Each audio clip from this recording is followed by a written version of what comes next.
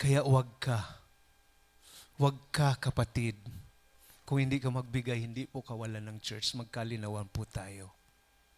May gagamitin at gagamitin ng Panginoon. Ang totoo, listen, kawalan natin kung hindi tayo gamitin ni Lord. Bakit? Yung biyaya ng Panginoon ay may sasalo. Kasi una, kumkum ka. Kaya pag nagtapok biyaya si Lord, paano ka makasalo? Siring ka, oh. Pero alam mo, pag nagbigay ka, bukas, di ba? Kaya pag nagsalo si Lord, salo mo. Again, this is not about prosperity. Hindi po ako nagtuturo dito ng prosperity gospel. Hindi po ito manipulation na magbigay po tayo. Tinuturo ko lang po kasi kailangang maintindihan natin na sa pagbibigay, doon yung biyaya ng Panginoon.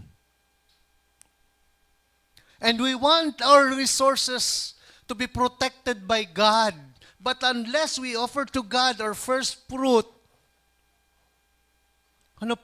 the rest will just follow. Again, hindi man po pinansyal. Pwede ngayong taon, hindi ka pa din nakaalpa sa utang. Pero wala kang kapamilyang na ospital. Walang kaguluhan sa pamilya mo. Hindi kayo nag-aaway-away ng pamilya mo. Isn't that a blessing? Diba? Kahit puro paano, diba, dahil man nagsusubra, dahil ka nakakapa-Jollibee sa mga aki mo, pero nasusustain mo sa pag-adal. Bako ba siya biyaya? Meron sa atin dito, ilang college yung pinapag-aral. Diba, nagkakandara pa. But they opt to give to God because they want to honor God. We honor God with our first and best fruit when we trust that God will protect and bless what remains to us.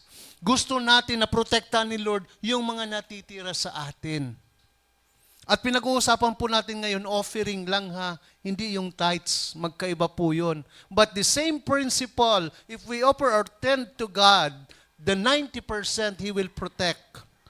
He will prosper. So today, as we give our first fruit, give to the Lord not the leftovers, but the first and the best fruits.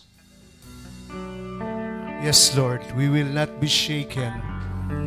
We will put our trust in You with these offerings that we have, Panginoon.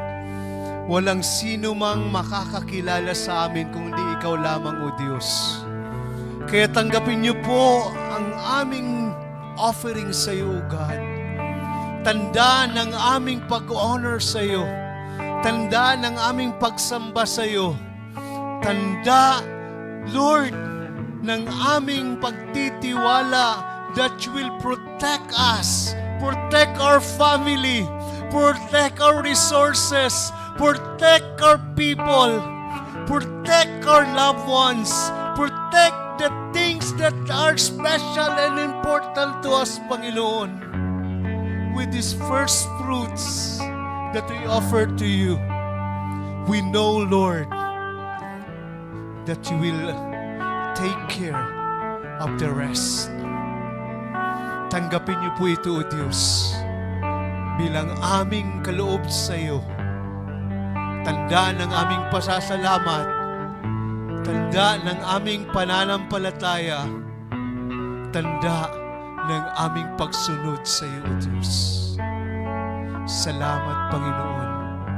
Dalangin ko, Panginoon, na hindi niyo po bibiguin ang bawat puso na nag-abot ng mga kaloob na ito.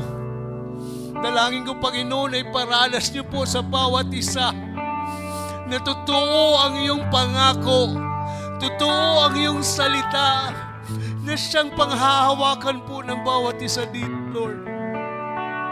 You will do miracles.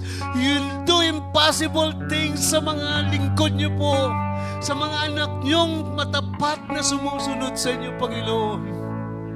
You will bless them to more than they could ask or think about. according to the power that is at work within us, O God. We bless your name. We honor you, Jesus. We honor you, God. And this is our prayer in Jesus'